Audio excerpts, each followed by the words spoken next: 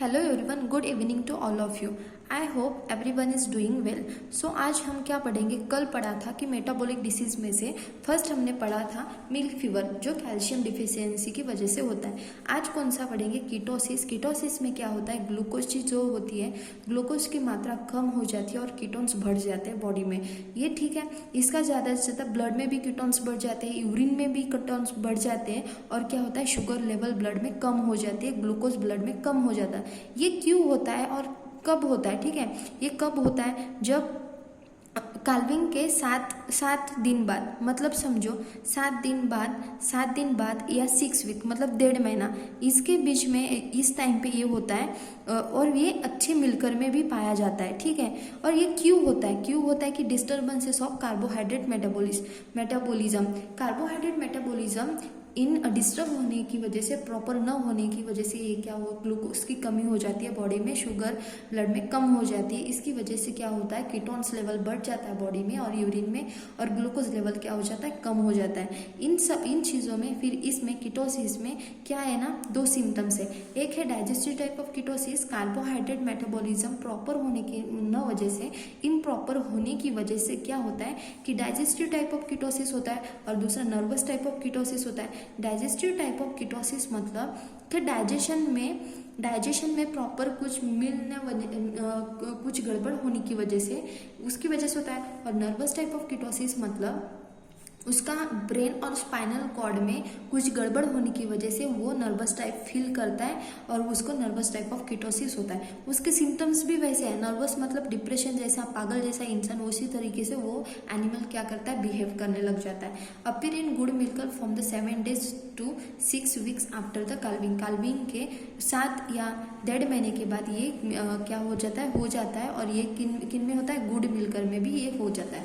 इसमें क्या हो जाता है, डाइजेस्टिव टाइप ऑफ कीटोसिस है, तो इसमें सिम्टम्स क्या है, भूख नहीं लगती है, वेट लॉस होता है और मिल्क यील्ड रिड्यूस हो जाता है। ऑब्वियस सी बात है कि अगर भूख नहीं लगेगी, लॉस ऑफ एपिटाइट होगा तो ऑब्वियसली है कि वेट लॉस होगा तो उसके बाद क्या होगा, मिल्क यील्ड तो वैसे भी रहेगा नहीं ना, रिडक्शन ही हो जाएगा मिल्क यील्ड में। ये सब क्या है, ऑब्वियस वाली बात है, ठीक है। उसके बाद नर्वस टाइप ऑफ कीटोसिस होता है, तो नर्वस टाइप ऑफ कीटोसिस में क्या होता है ना, फर्स्ट है कि डिप्रेशन में चला जाता है और बहुत ज़्यादा सैड रहता है, डिप्रेशन में चला जाता है क्या एनिमल, जो हमारी कौवे।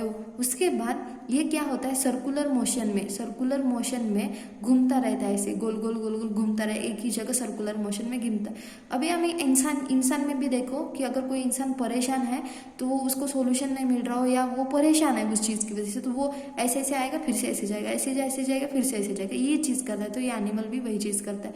उसके बाद तीसरा है कि वो क्या करता है, बल्जिंग ऑफ आइज करता है। बल्जिंग ऑफ आइज मतलब ऐसे गुस्से से देखेगा, किसी को भी उसको मारने की इच्छा होगी, ये सब चीज़ें होती है। उसके बाद क्योंकि उसको है ना स्पाइनल कॉर्ड और ब्रेन में कुछ है ना बिगाड़ हो जाती है, इम्प्रॉपर कुछ डिस्टर्बेंसेस हो जाती है, इन चीज़ों की वजह से ये ऐसा करता है, ठीक है। उसके बाद हम कंट्रोल एंड ट्रीटमेंट देखेंगे, पूरा पागल इंसान जैसा ही करता है ये नर्वस टाइप ऑफ कीटोसिस में, ये जो हमारी काऊ होती है उसमें ये वो हो जाता है तब। उसके बाद हम देखेंगे कंट्रोल और ट्रीटमेंट में क्या है ना, 500 और 1000 ml 40% ऑफ ग्लूकोज। मतलब मान लो अगर अपन ने 100 ml लिया, वाटर लिया 100 ml और 40 ग्राम उसने ग्लूकोज डाला, तो ये हो जाएगा। इसका अल्टरनेटिव है कि इंट्रामस्कुलर इंजेक्शन दे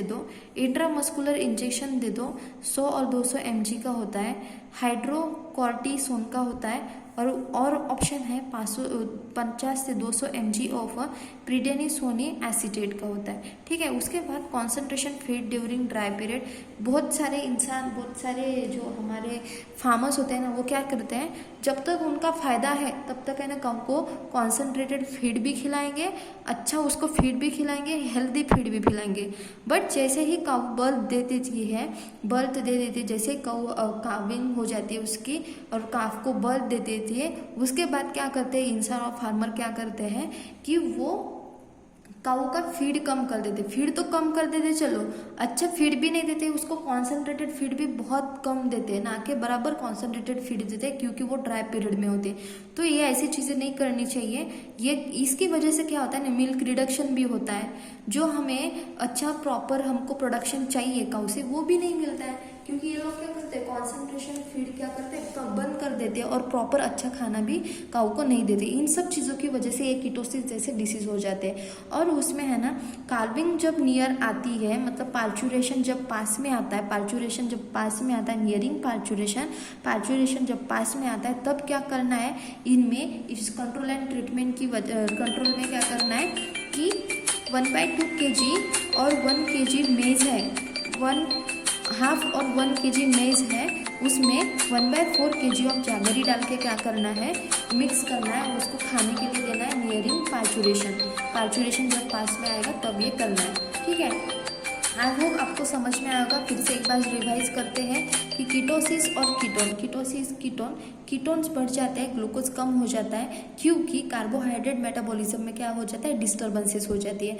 इसको हाइपोग्लाइसीमिया बोलते हैं, ग्लूकोज कम होने की वजह से उसको हाइपोग्लाइसीमिया भी बोलते हैं। शुगर लेवल ब्लड में बढ़ जाती है, कीटोन्स इन ब्लड क्या होता है, कीटोन्स ब्लड में बढ़ जाते हैं, शुगर लेवल ब्लड में कम हो जाती है। मैंने अभी पता नहीं क्या बोला, शुगर लेवल ब्लड में, शुगर इन ब्लड कम हो जाती है, कीटोन्स बढ़ जाते हैं ब्लड में, कीटोन्स बढ़ जाते हैं यूरिन में। उसके बाद सिम्टम्स आते हैं डाइजेस्टिव टाइप कीटोसिस और नर्वस टाइप कीटोसिस आते हैं। ठीक है, इसमें डाइजेस्टिव टाइप ऑफ कीटोसिस में क्या होता है ना, भूख लॉस हो जाती है, वेट लॉस होता है, मिल्क यील्ड रिडक्शन हो जाता है। नर्वस टाइप कीटोसिस में क्या होता है, डिप्रेशन में चली जाती है वो काऊ, सैड हो जाती है, सर्कुलर मोशन में घूमने लगती है, bulging of eyes, starvation look देती है, भयानक वाली लुक देती है, ये सब चीज़ें होती हैं। उसके बाद हमने कंट्रोल में देखा था कि 500 to 1000 ml of 40% of glucose दे दो, और देख लो कि 100 ml वाटर है तो 40 ग्राम ग्लूकोज दे दो उसमें।